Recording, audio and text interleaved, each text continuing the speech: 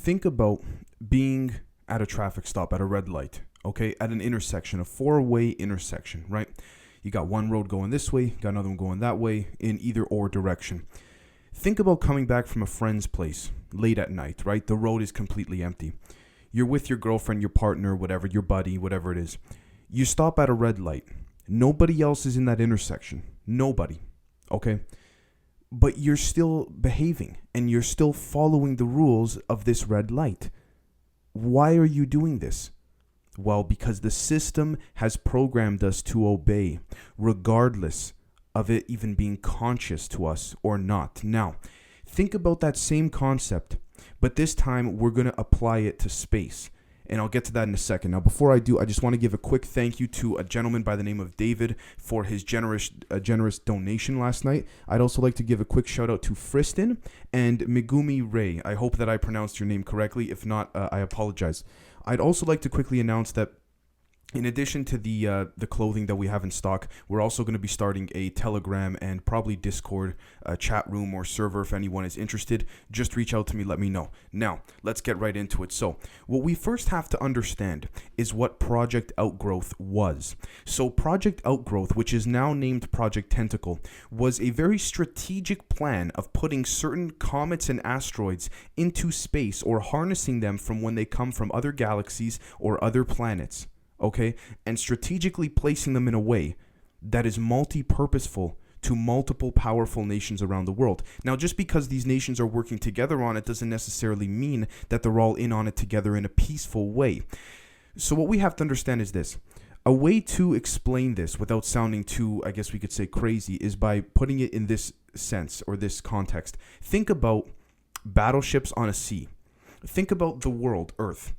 And take a look at how certain battleships are placed. There is a strategic planning to these battleships being placed within oceans and seas all across the world.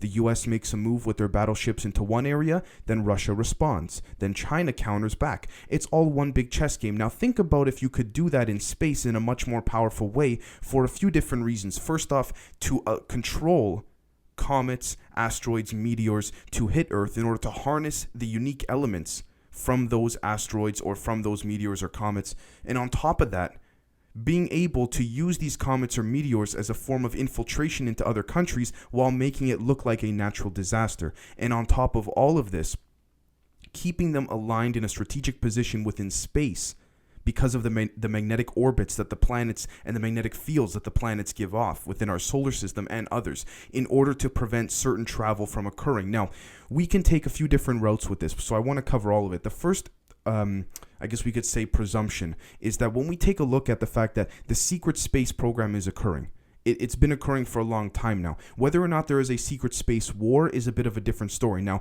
WikiLeaks through John Podesta's emails has suggested that there's evidence for this through Edgar Mitchell communicating with John Podesta directly, talking about how the space race is heating up and things like this. But what really caught my attention that I want to bring up before moving on is that Phil Schneider mentioned Project DART, which I did an episode on a couple weeks ago, direct access routing, I believe it was transportation, which is that there are these cosmic highways that have been naturally formed but can be artificially harnessed, right? So if these cosmic highways could be artificially harnessed to amplify and speed up travel of UFOs from other aliens or even from humans, from our own craft, why couldn't that be done with asteroids now and comets and things that are orbiting within our solar system to create a much more of a difficulty of a certain other country getting to a certain place in space within their secret space program? Now, before I jump into that, I do want to mention a few other things as well. So here's what we have to understand. When we take a look over here at physics.org or phys.org, Korean artificial sun sets the new world record of 20-second long operation at 100 million degrees. All right, the Korea Superconducting Tokamak Advanced Research, K-STAR, a superconducting fusion device, also known as the Korean artificial sun, set the new world record as it succeeded in maintaining the high temperature plasma for 20 seconds with an ion temperature of over 100 million degrees Celsius, end quote. Okay, why is this important? Because Wernher von Braun, when he was part of Project Outgrowth, wrote a letter to the CIA and to the president at the time speaking about how this is not right and he does not believe this should be suited and this power is far too admissible to be privy to have in the hands of any one individual, let alone a human being. Now, if we take a look at the FOIA website, which is the Freedom of Information Act, the whole thing that the US government's all, crazy about. Look, we're releasing stuff, we're showing you guys. And then we take a look at the CIA.gov archive database, their library. We're going to see, if we Google it, I'm putting the screen up for you guys right now on YouTube. It'll say here, Warner von Braun warns, .. and advanced.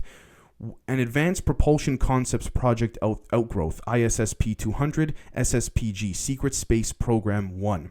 All right. When you click on the link, guess what happens? 404, error, page not found, both on the CIA and the FOIA, Freedom of Information Act website. Why is this? First off, I do firmly believe this was an accidental leak amongst many documents that the CIA does. Every so often, every 5 to 10 years, they declassify certain documents, which really doesn't make a difference. It does indicate some things, which could be part of the predictive programming aspect of it. But the point here is this. He warned against the fact that if you're able to control something, or to control these asteroids with a device, the device would need to be over 100 million degrees Celsius in heat. This is what he said in the document that we can no longer see. I was able to get a glimpse of it before it was removed a handful of weeks ago. Now, hold on a second.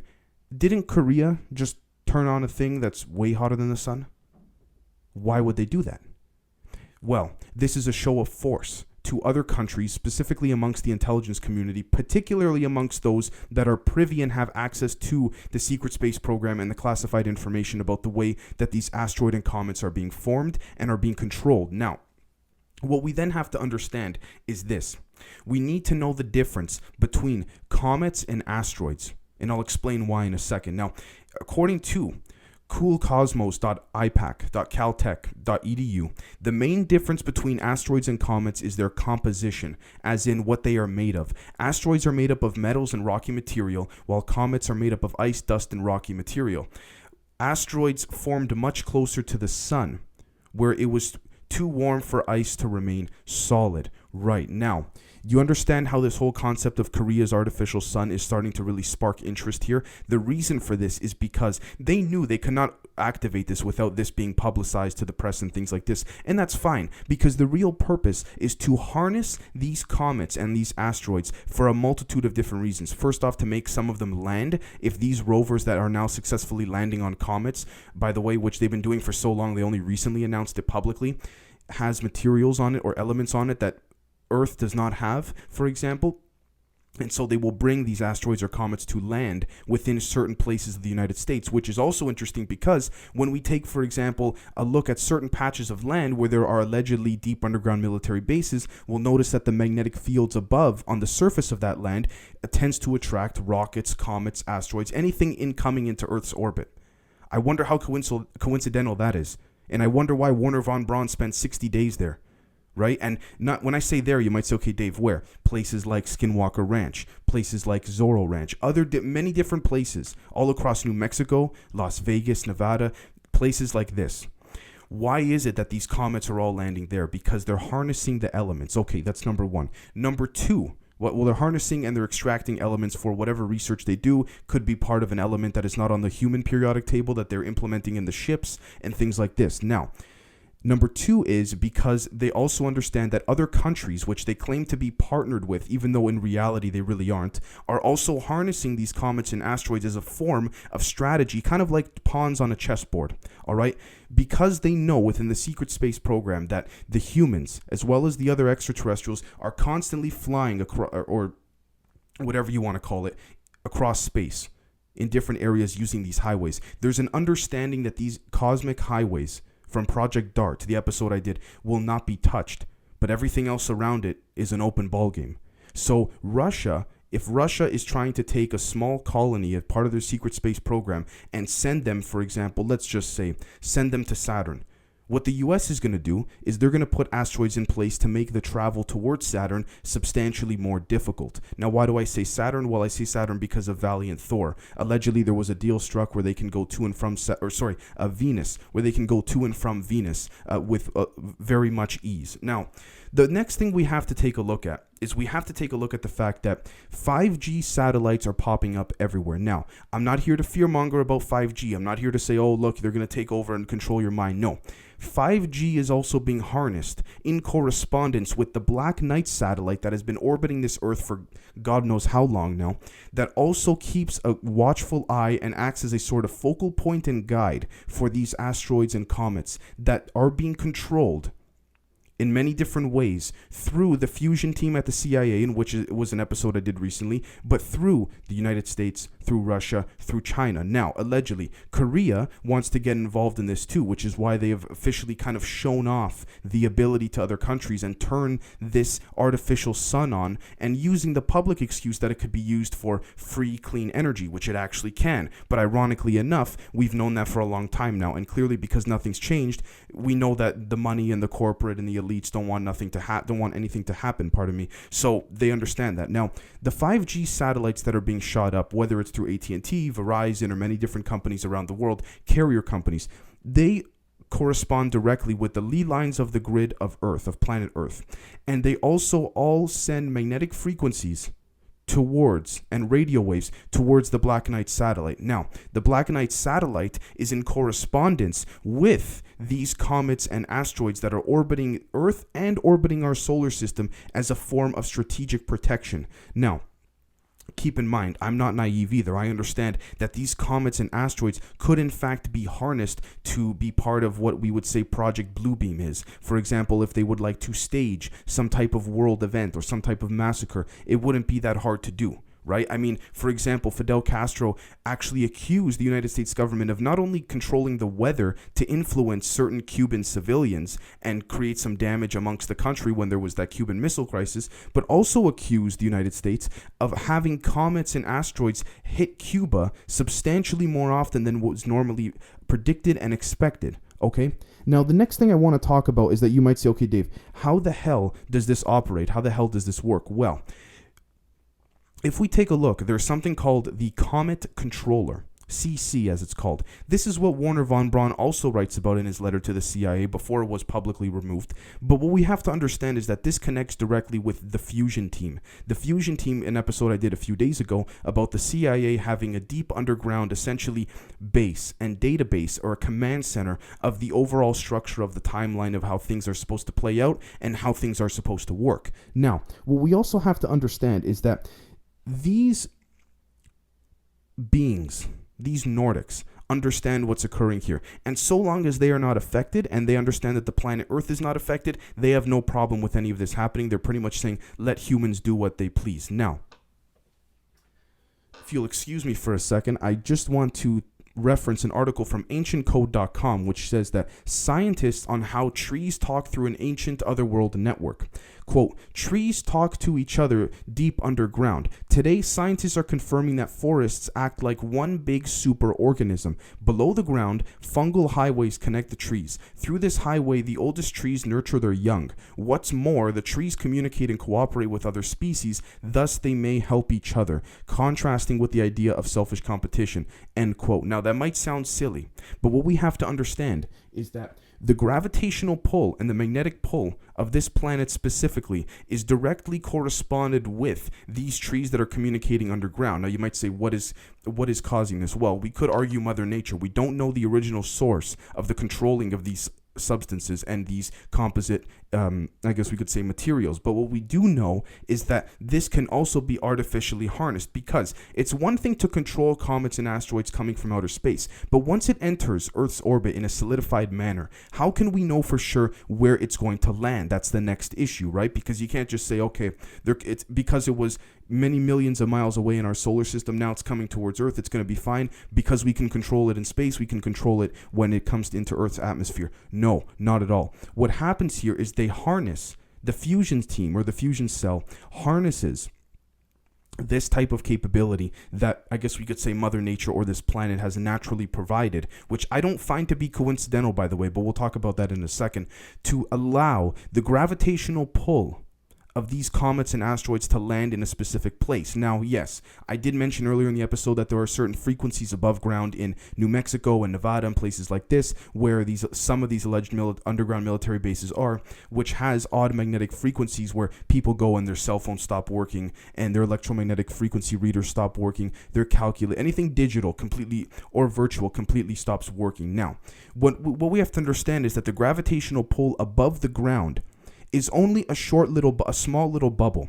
The key here is that when the asteroid or the comet or the meteor hits Earth's atmosphere, it is in an uncontrolled state. From there, as it is heading down and closer to Earth, there's only so far that this bubble can go in which they have to stop it. The government has to pretty much say, we can't expand this bubble anymore because then people's phones are going to stop working and then everyone's going to catch on to what's going on here. Then the press is going to pick it up and it's going to be a mess. So they keep this mitigated bubble of gravitational pull in a certain, I guess we could say, spheric encompassing structure in a small sense. So when these meteors hit and these asteroids and comets hit, they then have control of it. However, what about that in-between gap? This is where the trees come in, right? The communication between Mother Nature of these trees allows the lee lines to fluctuate and harness the gravitational pull. Now, I do want to mention, this has nothing to do with frequencies. Maybe vibrations play a small part, but there is a large difference here. Now, deep in the core foundation and the substantive matter of all of it, absolutely this has to do with frequencies, but that's not the point here. Now,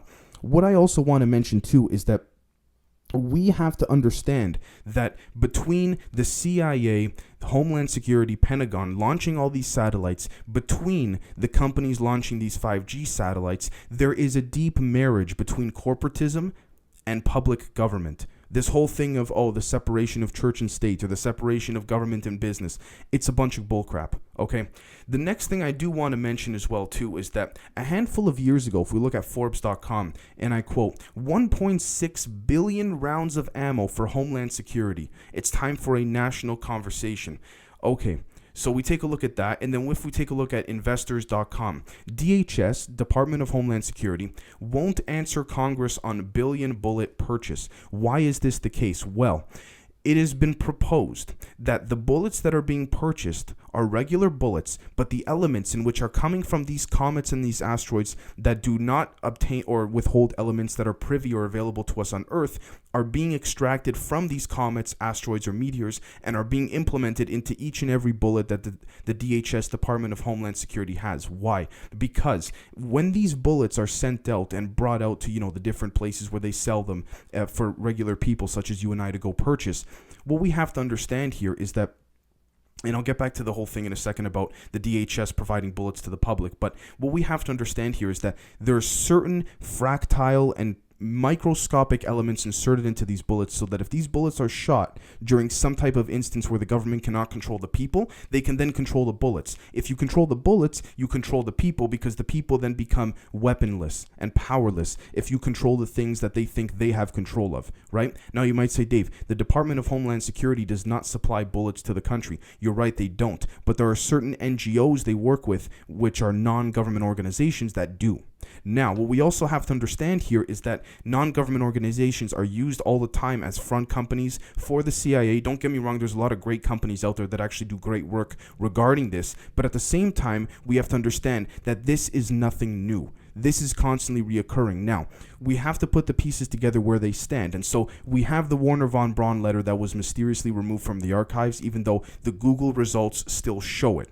Okay, we have South Korea's artificial sun as a sign and a warning to other countries that, listen, we're catching up to you guys. We know what you're doing out there in space. We have the different purposes of the comets, the meteors, and asteroids. And so when we put all of this together and we see that the CIA, the NSA, all of them are working together, even corporations like AT&T and Verizon, to supply and substantially increase the amount of 5G satellites in space, it really makes you think.